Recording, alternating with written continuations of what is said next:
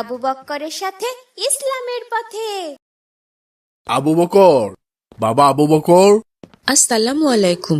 ওয়ালাইকুম সালাম। কিছু বলবে বাবা? আজ তো শুক্রবার, চলো বাজারে যাই। আজ যদি চাঁদ দেখা যায় তাহলে আগামীকাল থেকে পবিত্র মাহে রমজান শুরু হবে। কি বলছো বাবা? আমি তো ভুলেই গিয়েছিলাম। আলহামদুলিল্লাহ, রহমতের মাস শুরু হতে যাচ্ছে। রহমত, মাগফিরাত, নাজাতের মাস রমজান আমার সবচেয়ে প্রিয় মাস শুরু হচ্ছে বাবা। হ্যাঁ বাবা, ধর্মপ্রাণ সকল মুসলিমের জন্য রহমতের মাস এটা। এই মাসের ফজিলত আমরা গুণে শেষ করতে পারবো না। আল্লাহ তার বান্দাদের অনেক ভালোবাসেন বলেই আমাদের জন্য রমজান মাস দান করেছেন। চলো বাবা, আমি রমজানের বাজারে যাব। আজ কিন্তু সব আমার পছন্দের বাজার করবে। ইনশাআল্লাহ, তাড়াতাড়ি চলো তাহলে, এসে আবার জুমার নামাজ আদায় করতে হবে। বাবা দেখো, মাছটা কি বড়! এক্কেবারে টাটকা, মস্ত বড় একটা মাছ। ওরা তো বলল নদীর মাছ। আল্লাহ আমাদের খাবার হিসেবে কত নিয়ামত দান করেছেন। সুবহান আল্লাহ, আমরা আল্লাহর নিয়ামতের শুকরিয়া করে শেষ করতে পারবো না বাবা। আসসালামু আলাইকুম ভাই, কেমন আছো? ওয়ালাইকুম আসসালাম। আলহামদুলিল্লাহ। ভাই, আমি আর বাবা রোজার বাজার করতে গিয়েছিলাম। দেখো, মস্ত বড় একটা মাছ কিনেছি, একেবারে নদীর মাছ। কত বড় মাছ! নিশ্চয়ই খেতে অনেক মজা হবে। আর কি কি কিনেছো রোজার জন্য? বাবা আরো অনেক কিছু কিনেছে, মাংস, ছোট মাছ, মুরগি, সবকিছুই কিনেছে। তোমরা রোজার বাজার করবে না ভাই? হ্যাঁ, করতে হবে ভাই। আচ্ছা ঠিক আছে, বিকালে মাঠে এসো, রোজার গল্প করব সবাই মিলে। আচ্ছা ঠিক আছে, আসি তাহলে। আসসালামু আলাইকুম। ওয়ালাইকুম আসসালাম। আপু, আজ যদি চাঁদ দেখা যায় তাহলে তো আগামীকাল থেকে রোজা। আমাদের রোজার বাজার করবে না আপু? আর রোজার বাজার, ঘরে কি টাকা আছে রে ভাই? বাবা মা এই অবস্থায় হাসপাতালে ভর্তি, প্রায় 1 সপ্তাহ হয়ে গেল বাবা আইসিইউতে আছে। তুই তো জানিস কত লক্ষ টাকা শেষ, বাজার করার টাকা নেই রে ভাই। ঠিক আছে আপু, ঘরে যা আছে তা দিয়ে না হয় রোজা রাখবো।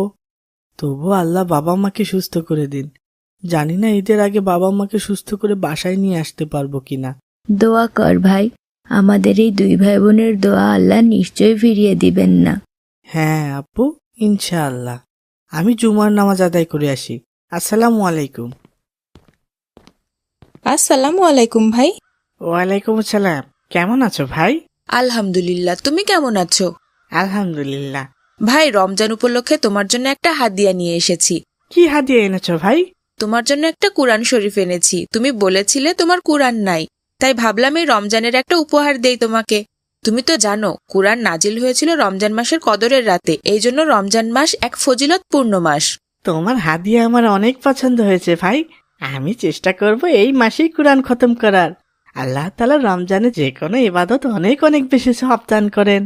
অন্য মাসে কোরআন তেলাওয়াত করলে যে সওয়াব, রমজানে করলে তার থেকে 70 গুণ বেশি সওয়াব পাই। জাযাকাল্লাহ, আল্লাহ তোমাকে উত্তম প্রতিদান দিন। আসসালামু আলাইকুম আসিফ, এইদিকে এসো। ওয়ালাইকুম আসসালাম। ভাই, আমি একটু হাসপাতালে যাচ্ছি, এসে পরে কথা হবে ইনশাল্লাহ।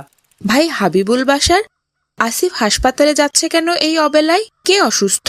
তুমি জানো না কিছু? না তো, কি হয়েছে? আসিফের বাবা মা ডেঙ্গুতে আক্রান্ত হয়েছে, প্রায় 1 সপ্তাহ হাসপাতালে ভর্তি। ওর বাবা তো আইসিইউতে আছে, অনেক টাকা পয়সা খরচ হচ্ছে। ওর মা কিছুটা সুস্থ হয়েছে, কিন্তু বাবার অবস্থা ভালো না। আমি তো এগুলো কিছুই জানি না ভাই, কি বলছো এসব? হ্যাঁ ভাই, ওর বাসায় শুধু ওর বোন আর আসিফ একা। অনেক খরচ হচ্ছে বাবা মায়ের জন্য। গ্রামের একটু জমি ছিল, সেটা বিক্রি করে নিয়ে এসেছে। সকালে ওর সাথে দেখা হয়েছিল, আমি তো কিছুই বুঝতে পারিনি। আমি ওর সাথে রোজার বাজার নিয়ে গল্প করলাম, বেচারা মন খারাপ করে চলে গেল। ওর বাবা মায়ের এই অবস্থা, আর আমি ওকে বাজারের গল্প শোনালাম। নিশ্চয়ই অনেক কষ্ট পেয়েছে, আমি বুঝতে পারিনি। ভাই, মাগরিবের আজান হচ্ছে, চলো নামাজ আদায় করে বাসায় যাই। আপু, চাঁদ তো দেখা গেছে। সেহরির জন্য কি রান্না করবে? কি আর রান্না করব ভাই, ঘরে তেমন কিছুই নেই। কয়েকটা আলু আর 2টা বেগুন আছে, ভাবছি ওগুলো ভাত রান্নার সাথে দিয়ে দিব। ভর্তা দিয়ে সেহরি করতে হবে ভাই। ভর্তা দিয়ে ভাত খেয়ে রোজা রাখতে আমার অনেক কষ্ট হবে আপু। বাবা মা সুস্থ থাকলে সেহরিতে কত কিছু রান্না করতেন। তোমার গত রোজার সেহরির কথা মনে নেই আপু? মনে থাকবে না? মা প্রায় 5-6 রকমের আইটেম করে বসে আছেন, কোনটা রেখে কোনটা খাবো। ভাতের চেয়ে তরকারি বেশি, তারপরেও বাবা বললেন আরো 1-2 পদ বেশি করতে পারলেন না? ছেলে মেয়ে দুটোর এগুলো দিয়ে খাওয়া হবে? অথচ দেখো আজ 2 ভাই বোন সামান্য একটু ভর্তা দিয়েও খেতে পারছি না। খুব কষ্ট হচ্ছে আপু। আমরা তো তবুও কিছু একটা খাচ্ছি, বাবা মা কতদিন ঠিকঠাক খেতে পারেন না। বাদ দে ভাই, আল্লাহ রিজিকের মালিক, দেখবি এগুলো খেয়েই সারাদিন কত ভালো রোজা রেখেছি আমরা। আসসালামু আলাইকুম ভাই, আমরা আজ মেহমান হয়ে এসেছি তোমার বাসায়। ওয়ালাইকুম আসসালাম, আসো ভাই। এই নাও, এখানে তোমাদের 10 দিনের রোজার বাজার আছে ভাই, এটা তোমাদের জন্য হাদিয়া নিয়ে এসেছি। না মানে, এগুলো নিয়ে এসেছো কেন? আমরা তো বাজার করবই। আর কখন বাজার করবে?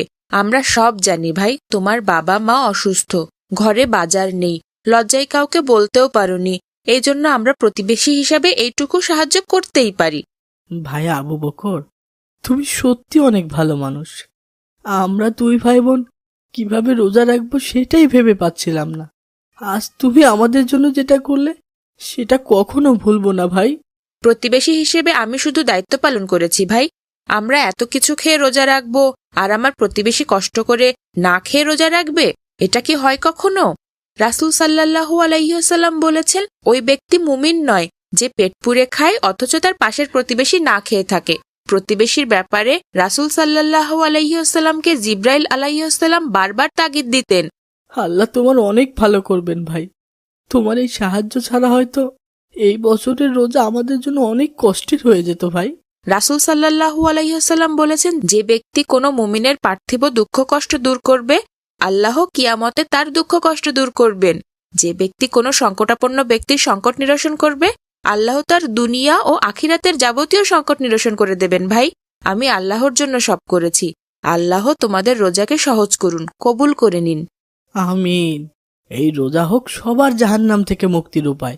সবার রোজা কবুল করুন আল্লাহ। আসসালামু আলাইকুম বাবা। এত মনোযোগ দিয়ে কি করছে আমার বাবাটা? ওয়ালাইকুম আসসালাম। বাবা এসেছো? হ্যাঁ বাবা, এসেছি। তুমি এত মনোযোগ দিয়ে কি করছো? বাবা, একটা বিষয় কোনোভাবেই মেলাতে পারছি না।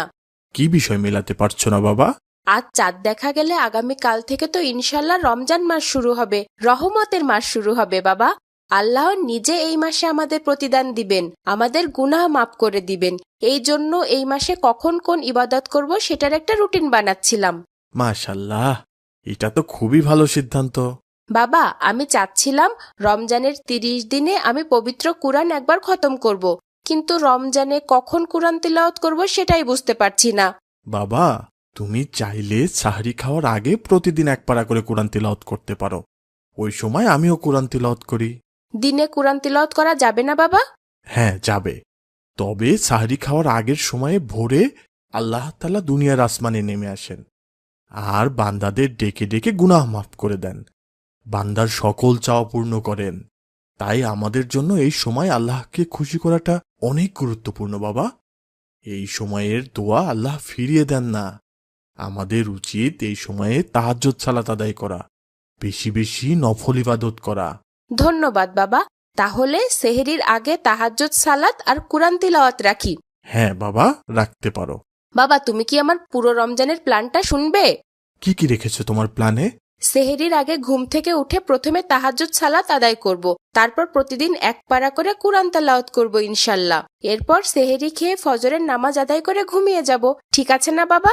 বাবা, তুমি এখানে আরো কিছুটা ইবাদত যোগ করতে পারো। কিভাবে বাবা? আমাদের প্রিয় নবী হযরত মুহাম্মদ সাল্লাল্লাহু আলাইহি ওয়াসাল্লাম ফজরের আজানের অন্তত 10 থেকে 15 মিনিট আগে সাহরি খাওয়া শেষ করতেন। একেবারে ফজরের আজান পর্যন্ত কখনোই সাহরি খেতেন না। তারপর নিরালে বসে আল্লাহর কাছে দোয়া করতেন। মহান আল্লাহ সাহরি আর ফজরের নামাজের মাঝে এই সময় দোয়া অনেক পছন্দ করেন বাবা। তারপরে কি ফজরের আজান হলে নামাজ আদায় করে ঘুমিয়ে যেতেন আমাদের নবী? না বাবা, ফজরের নামাজ আদায় করেই কিন্তু আমাদের প্রিয় নবী ঘুমাতেন না, ওখানেই বসে থাকতেন, সূর্য ওঠা পর্যন্ত অপেক্ষা করতেন। তারপর সূর্য উঠলে 2 রাকাত ইশরাকের নামাজ আদায় করতেন। ইশরাকের নামাজ এতটাই ফজিলতপূর্ণ যে এটা আদায় করলে পূর্ণাঙ্গ ওমরা হজের সমান সওয়াব পাওয়া যায়। তুমি চাইলে এই দুইটা ইবাদত তোমার ইবাদতের রুটিনে যোগ করতে পারো বাবা। ধন্যবাদ বাবা, আমিও এটা করব ইনশাল্লাহ। তারপর সারাদিন সঠিক সময়ে সব নামাজ আদায় করব, বেশি বেশি নফল ইবাদত করব ইনশাল্লাহ। এই মাসের নফল ইবাদতে অন্য মাসের ফরজের মতো সোয়াব আল্লাহ দান করেন। আমি সারা বছর অনেকগুলো টাকা জমিয়েছি বাবা, সেগুলো দান সদগা করব। তুমি তো জানো বাবা, এই মাসে দান সদগা করলে আল্লাহ অন্য মাসের তুলনায় 70 গুণ বেশি সোয়াব দান করেন। ঠিক আছে বাবা, তোমার রুটিন আমার অনেক পছন্দ হয়েছে। তাহলে এবার আমি আসি। আমাকে সাহায্য করার জন্য ধন্যবাদ বাবা। আসসালামু আলাইকুম। ওয়ালাইকুম আসসালাম। আসসালামু আলাইকুম ভাই। ওয়ালাইকুম আসসালাম, রমাদান মোবারক। রমাদান মুবারক। ভাই, রমজানের চাঁদ কি দেখা গেছে? হ্যাঁ ভাই, আমি মাত্র আমাদের টিভিতে সংবাদ দেখে এলাম। আগামীকাল থেকেই রোজা ইনশাল্লাহ। চাঁদ দেখা গেছে ভাই। আলহামদুলিল্লাহ, রহমতের মাস শুরু হয়ে গেল ভাই। তাহলে চলো এইবার চাঁদ দেখে আসি। টিভিতে তো দেখলাম চাঁদ দেখা গেছে, আর চাঁদ দেখে কি হবে শুধু শুধু? চাঁদ দেখা একটা ইবাদত ভাই, এটা একটা আমল। আমাদের প্রিয় নবী হযরত মুহাম্মদ সাল্লাল্লাহু আলাইহি সাল্লাম চাঁদ দেখে রোজা রাখতেন, আবার চাঁদ দেখেই রমজান মাসকে বিদায় জানাতেন। এটা একটি সুন্নত ইবাদতও ভাই। তাহলে তো অবশ্যই আমাদের চাঁদ দেখা উচিত। শুধু শুধু একটা ইবাদত থেকে আমরা বঞ্চিত হব কেন? হ্যাঁ ভাই, চলো আব্দুর রহমানদের বাসায় যে ওকেও ডেকে নিয়ে যাই, সাথে বাকি বন্ধুদেরকেও। ঠিক আছে ভাই, সবাই মিলে চাঁদ দেখতে অনেক মজা হবে। সবাই একসাথে সুন্নত আদায় করতে পারবো। ঠিক আছে ভাই। আসসালামু আলাইকুম মা, রমাদান মুবারক। ওয়ালাইকুম আসসালাম, রমাদান মোবারক। বাবা আবু বকর, তুমি কি চাঁদ দেখেছো? হ্যাঁ মা, দেখেছি। আমি আমার বন্ধুদের সাথে যেয়ে চাঁদ দেখেছি মা। এখন তারাবি নামাজ আদায় করতে যাব। তারাবি আদায় করতে যাওয়ার আগে আমার একটা কাজ করে দিতে পারবে বাবা? জি মা, অবশ্যই। কি কাজ? আমাদের প্রতিবেশী রহিমা খালাকে তো চেনো, তাই না বাবা? হ্যাঁ মা, ওই যে আগে আমাদের বাসায় কাজ করতেন উনি। হ্যাঁ বাবা, অনেকদিন থেকে উনি অনেক অসুস্থ, কোনো কাজ করতে পারেন না। ওনার সাহারির জন্য কিছু খাবার দিয়ে দেব, তুমি কি ওনাকে দিয়ে আসতে পারবে খাবারগুলো? ঠিক আছে, অবশ্যই। উনি তো আমাদের প্রতিবেশী। এই রমজানে তো আমাদের সব প্রতিবেশীদের খবর নেওয়া উচিত। শুধু রমজান না বাবা, সারা বছর আমাদের প্রতিবেশী দায়িত্ব পালন করা উচিত।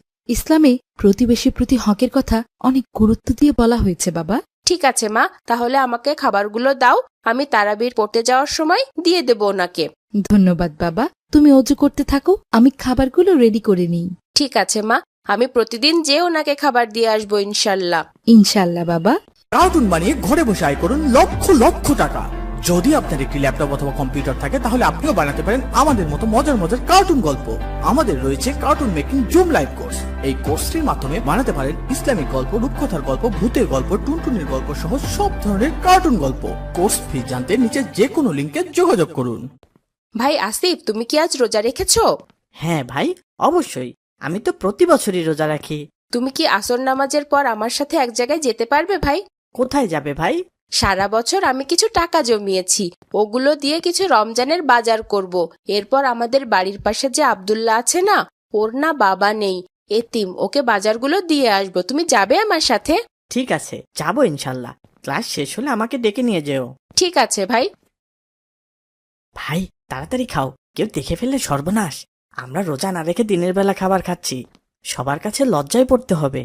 ভাই, তোমরা এগুলো কি করছো? রোজা না রেখে লুকিয়ে খাবার খাচ্ছো? না মানে, আসলে না মানে ভাই, তুমি তো সকালে বললে তুমি নাকি রোজা রেখেছো, মিথ্যা কেন বললে? সারাদিন না খেয়ে রোজা রাখতে ভালো লাগে না, তাই লুকিয়ে খাবার খাচ্ছিলাম।